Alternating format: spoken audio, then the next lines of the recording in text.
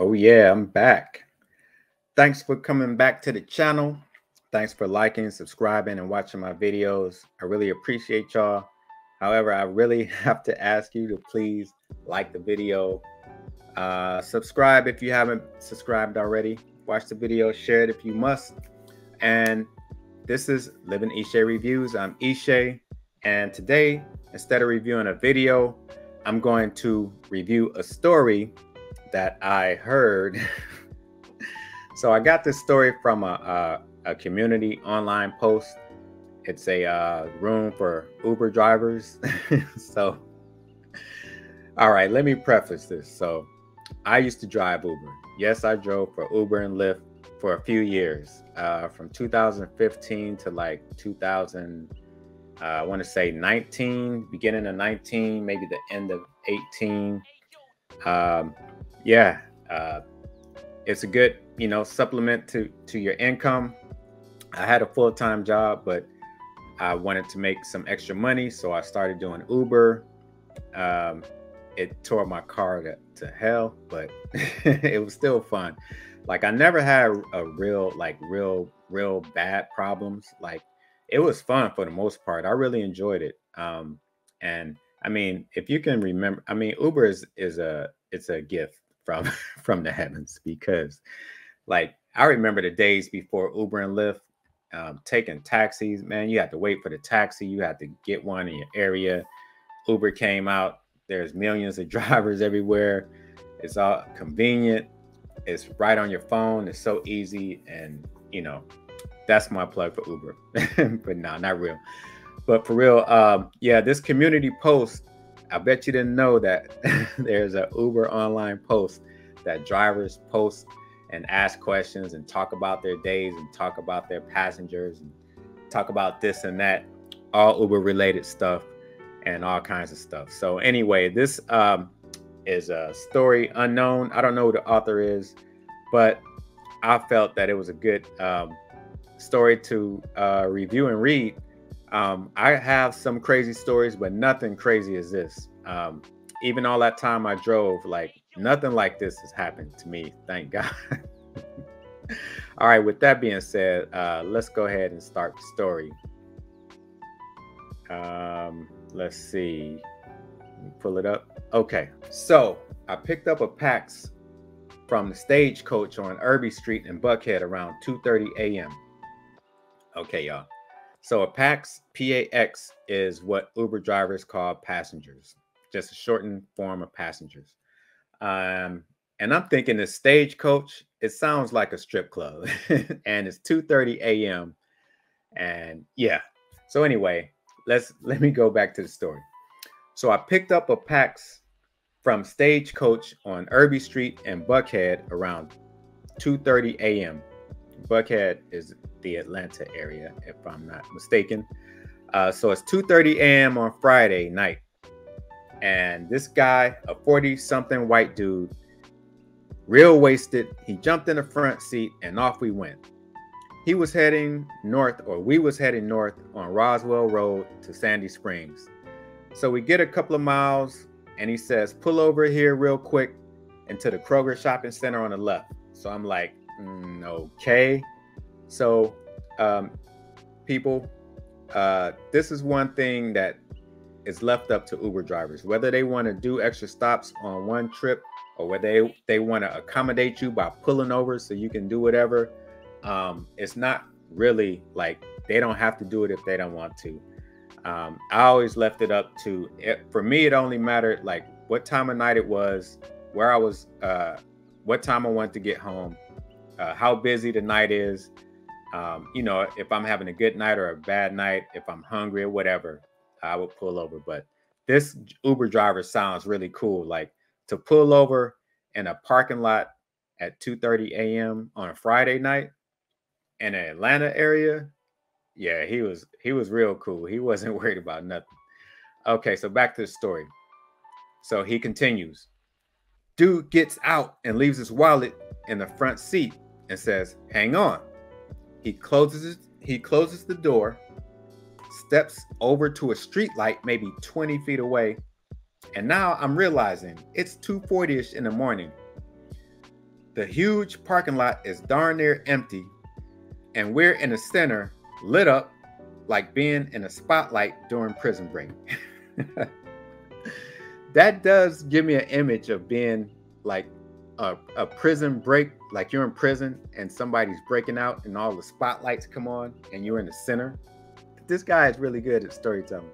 Okay, back to the story. The guy proceeds to whip it out and take a leak. Now I'm thinking, what the F?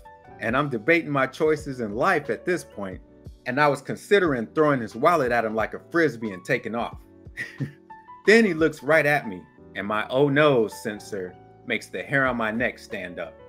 He proceeds to drop his pants, squats, and does a surreal Azzplosion while looking right at me with a huge grin on his face.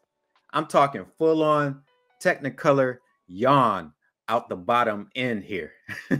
Wow, that description is everything, man. He described it perfectly. And not the dude is taking so he squats down. Sounds like he got projectile diarrhea and he's grinning at you.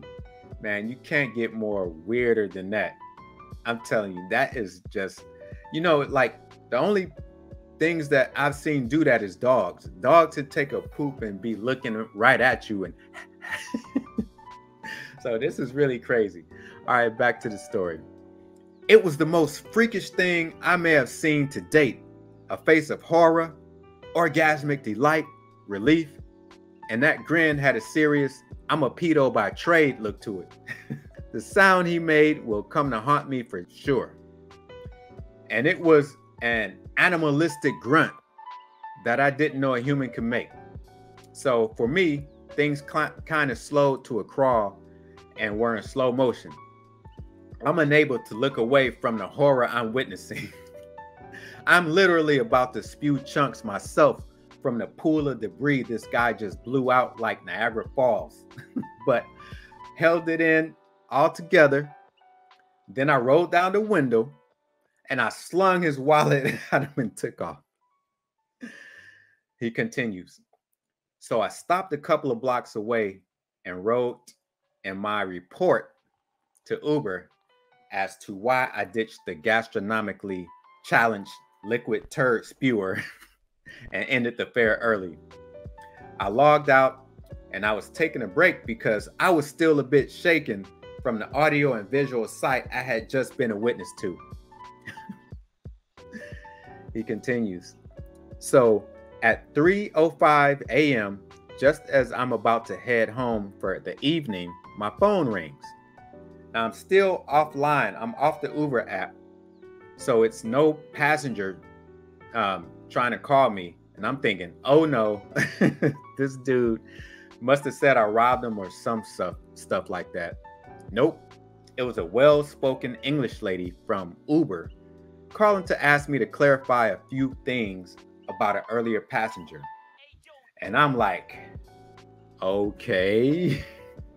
And relayed the whole thing to her. I was blown away with hearing a giggle and sniffling on the other end of the phone.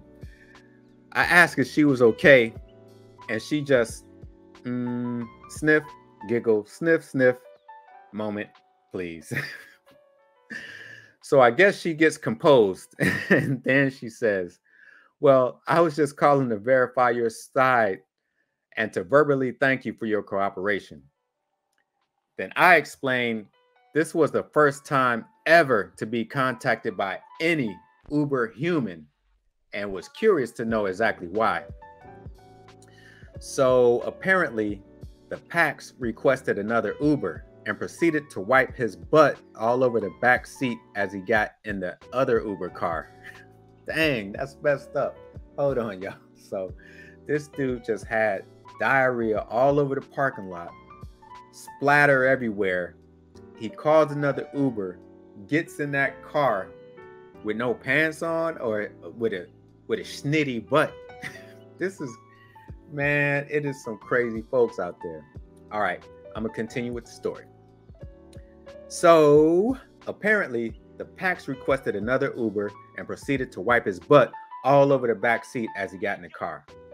According to what was said, the driver proceeded to beat the remaining excrement out of the food, and the cops were called for one guy getting the crap beat out of him by another fully clothed guy. So the dude was apparently ain't had no pants on. At this point, now I'm in tears. On the other hand, I'm feeling really bad about the poor guy who ended up in jail with the ass wipe for beating the snot out of him. On the other hand, I'm so glad I left when I did. And I'm sure that poor parking lot might forever bear the scar of the man's punishing torrential flood that early fall morning. The blast radius was horrific. There should be a memorial for the shoppers that will stand on that ass-stained ground for years to come. This guy's got some good storytelling. And I know it will be embossed to my memory forevermore. The SHIT eating pedo grin and the inhuman sound of the carnal grunt will haunt me and most likely echo the shoppers for much time to pass. The Penn's shoppers might even start saluting when passing. And somewhere there's another Uber driver. That poor man who very well may want to hunt me down for my lack of courage, for leaving him to be left with the duty to clean up after my misadventure. I so need a dash cam. Well, to the other Uber driver, should your poor eyes ever read this, Uber on, my man, Uber on. All right, y'all, that was a crazy Uber story. I don't know if anybody out there drives Uber or Lyft and has a story to top this or can relate. But if y'all do, please say something in the comments. Or if you as a passenger who happened to be in the company of another passenger that was drunk or high or snitting on themselves, you know, let me know. Or if you're an Uber driver, let me know what you would have done if you was the first Uber driver, not the second one. Because I think if I was the second one, I might have had a reaction like he did. Beat the crap out of this dude for getting in my car with no pants on with his snitty butt. Yeah, but that's no way to go to, I mean, man, if I'm gonna end up in jail, it's gotta be worth it. And I guess that was worth it. But anyway, y'all, that's it for this story. Let me know what you think in the comments. Thanks again for watching, and I will see y'all on the next video. Peace.